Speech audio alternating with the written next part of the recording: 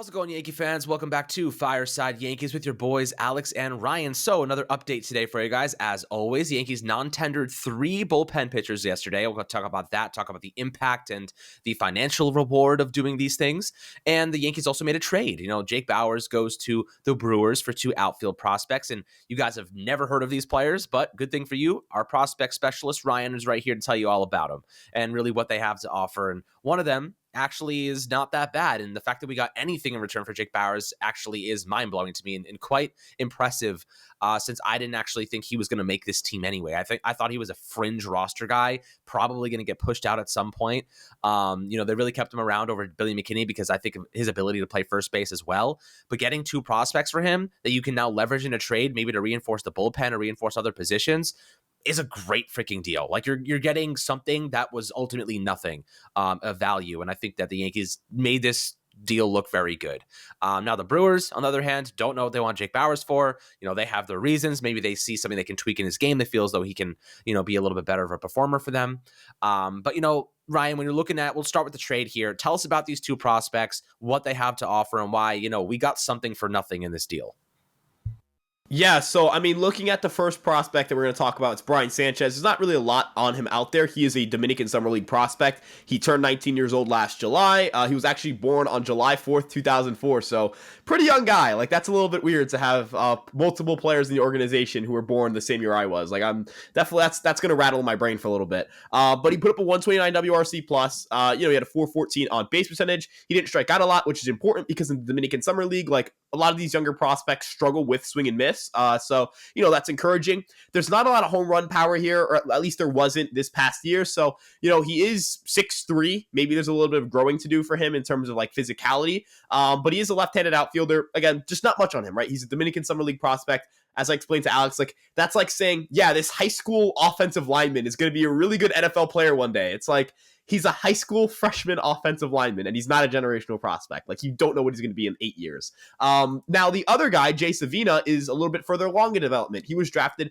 out of high school in the 14th round of the 2021 draft, and I really like him. He kind of profiles a little bit like Everson Pereira did, which is, not undersized, right? He is 5'11". That's not short, right? But, like, not 6 feet tall, and has a lot of power. This past season, he hit 14 home runs in 99 games. The strikeouts are concerning, right? Like, he struck out 29.6% of the time, and to any Yankee fan, I'd be like, all right, the Yankees just got a guy who's going to strike out a ton, and he's right-handed. Like, why would we ever project him to do anything at the major league level?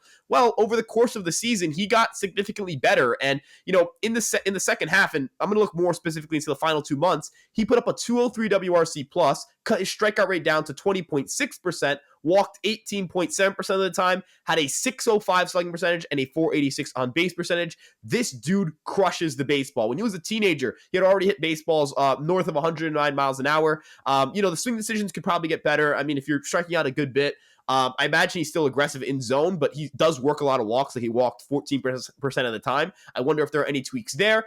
This guy reminds me a lot of when the Yankees acquired Caleb Durbin. Now, Caleb Durbin was acquired last year for Lucas Lipke, right? And they had identified a couple things. And when he came on the podcast, he talked about, the Yankees are very quick to be like, all right, we need to work on hitting the ball a little bit harder, quality of contact, swing decisions, all that stuff. And I wonder what that adjustment looks like for Avina.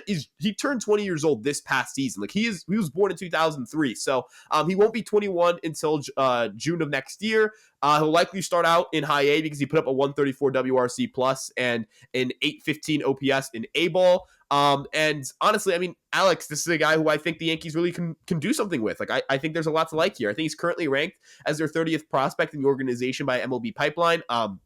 I'm curious to see where Baseball America ranks him, but he's only 20 years old. He's shown some pretty good power, and as you mentioned, like, I'm surprised the Yankees got anything back for Jake Bauers, right? Like, the Yankees, I'm not going to lie, I was surprised he even made it through the initial roster cuts when they had to make their 40-man crunch and they outrighted a bunch of dudes. I was surprised that he wasn't one of the dudes outrighted, and I do think there is something to like for Milwaukee here. I think that Jake Bauers, he hit the ball hard. He's still relatively young. There was a lot I liked in his game. I think that in a full-time role, like playing first base where he should be playing and not the outfield, maybe he can give you about a 105 to 110 WRC+. I don't think that's out of the picture, at least against right-handed pitching. I think the Brewers are getting something they need. They do need some power. That team has no offense. But for the Yankees, like, you signed a guy to a minor league contract in Jake Bauers. then you were able to trade him for a top 30 organizational prospect and then another like a lottery ticket prospect. If any of these guys turn into anything, I'm not saying major league players, but turn into anything substantial as prospects. So we're talking, maybe Avina pushes himself into the top 15 in the organization. At the trade deadline next year, if Avina's doing well in high A, and you're now in the conversation of, all right, we have a 21-year-old outfielder, recently turned 21-year-old outfielder, who has just been promoted to Double A or whatever it may be, that is going to get a lot of attention on the trade market. And I think that's important for people to note that what the Yankees basically got were two investments, right? I don't want to look at players as assets or investments because I think that dehumanizes them. But on the market, like, they're going to be people who are valued if, they take even slight steps forward in development. And this is an organization who's done a really good job at that. So again, I mean, Alex, you turned nothing into something. That's a win. Yeah, I mean, look, ultimately when you do something like this, you find value where there may not be any. And look, like you said, I didn't actually think Jake Bauers is going to be on the 40-man roster either. I thought they were going to cut him. I thought Billy McKinney had a better chance. But then again, they clearly saw value to be had via the trade market, and teams may have been calling on Jake Bauers. Maybe that was the reason they kept him at the after all. Teams were like, hey, keep him around. We want a chance to actually grab him instead of him going to the market and like not having a choice. You know what I mean? Because if he goes to the open market, he then gets to decide. But in this case, the Brewers are like, we don't want him to be able to decide. We want him specifically going to our team. So maybe there was something in place, or they had discussed things a couple weeks back. But look, either way, good stuff here. Now let's talk about the three pitchers that the Yankees did non-tender. Albert Abreu, Anthony Mezewitz. I don't know how to say his last name specifically. Mezewitz. And then, of course, you have Lou Trevino. So Albert Abreu, flamethrower, hard-throwing guy, really inaccurate. Mezewitz, I think they picked up late in the season. He was obviously a non-factor, obviously was going to be non-tendered. And the big one is Lou Trevino, who we acquired in the Frankie Montas deal, which is consistently just looks worse and worse and worse and worse. So, when you're looking at Lou Trevino, what does he do for this team? Well, I'll tell you one thing that he does. He helps clear up $4.1 million in available salary space because his arbitration estimate for the final year of arbitration was $4.1 million.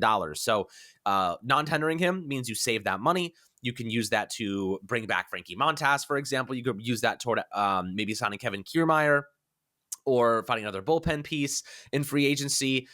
There's a lot you can do with that money, allocating it in different ways. So, those three guys, though, losing them, not going to be much of an impact. Lou Trevino was coming off Tommy John surgery at 33 years old. That is not ideal. Or 32. You're not going to probably get a really great player out of him, and you're getting Scott Efros back, so you don't necessarily need Lou Trevino. I know you were a big Albert Abreu guy, so probably sad to see him leave once again, but who knows? Maybe he goes to the Royals. It gets traded back to us. The ever evolving cycle of Albert Abreu, like somehow leaving and somehow ending back up with the Yankees. Maybe this is not his last time with us. But what are your thoughts on these three guys and saving a little bit of money in the process? Yeah, in the case of Abreu, you had to non-tender him. Like, there are stretches where you're like, wow, that's a really good fastball. How are you bad at baseball? And then it's like, he'll walk the bases loaded and then give up a home run, and you're like, oh, that's why you're bad at baseball. I mean, look, the command was never there. Is what it is, right? Like, the Yankees are going to find some right-handed dude to, not even say they're going to. They kind of already did, right? Like, Johnny Brito and Randy Vasquez were better options, right? So why send one of them down to keep Abreu on the roster? That makes your team worse, and it's more expensive. It doesn't make any sense, right? So, when we're talking about tendering contracts, right, you're looking at two things. Are you getting like the best market value, and are you a better team with that player? Abreu didn't check off any of those boxes. For Trevino, right, like, Trevino was a matter of he's hurt, like, he's coming back from Tommy John surgery, and it's the matter of when he got it. He got it on May 2nd, I believe, which means 12 months from now, 12 months from that surgery, he still won't even be throwing, I imagine. I don't know if he's going to be throwing anytime soon. You're probably going to be without him for until the end, towards the end of the season. Are you going to pay $4 million for that? Like, you could go find that in free agency. You know what I mean? You could probably pay Keenan Middleton with that money, right? So I don't really see a reason I didn't really see a reason to tender him. It sucks that that entire trade, both guys suffered injuries. And Montas's case, it was kind of predictable because the shoulder wasn't in great shape. But Trevino just tore his UCL randomly in spring training. It was one outing, and then it was he has a thing in his elbow, and it's oh, okay, so he's hurt, got it. And then he actually needs Tommy John surgery. So It's unfortunate because he was really good for us down the stretch in 2022. I think he put up like a 1.4 ERA or something like that. He was amazing for us. He was like our fourth best reliever. It was like the trust tree in the bullpen in the postseason was like Loizaga, Peralta, Holmes, and then Lou Trevino, which baseball, right? It's unfortunate that he suffered that injury. I know he'll sign a 2-year deal somewhere and he'll be right back to shoving. Really solid pitcher. Like I just didn't think the Yankees were going to be paying $4 million for that. And then Mysewicz, is that how you pronounce it? I'm really bad at pronunciations. I apologize to Anthony. But end of the day, like there wasn't really a roster fit, right? Like yes, he's left-handed and the Yankees do need left-handed relievers, but you can get better options out there. It's unfortunate that like his Yankee tenure ended with an injury because like you hate to see it, right? Like that, it was something out of his control. I believe it was a comebacker. So, I think he'll find a roster spot somewhere as well. Like usually when an organization like the Yankees pick you up, it's because they like something. And if the Yankees like something, I'm sure Tampa will like something, or the Dodgers will like something, or even like the Orioles will like something. So I'm sure he'll turn up on a roster somewhere. I think all three of these guys will find homes somewhere else. But yeah, there was just no need to tender him. It is what it is. Like you got to create roster turnover. You need to open up 40-man spots. You have a lot of talent you need to go out and get, and you have a lot of talent that might, be out of the roster. So you need to be able to, have that flexibility to do what you need to do in the offseason. Yeah, exactly. And those roster spots will ultimately go to other people. And I think that we'll see things start to kind of unfold over the next couple of weeks. Obviously, the rumor mill is red hot. The hot stove is hot. And things are going to start moving pretty quickly. I think once like a couple of guys start getting signed in free agency, it's going to be like bam, bam, bam. We'll be all over it. We got you guys covered in all the news and breakdowns and showcasing what these players can and cannot do. So always happy to hear what you guys think about in the comment section below on the YouTube comment section. But as always, my friends, make sure to like and subscribe, and we'll catch you guys on the next Fireside Yankees episode.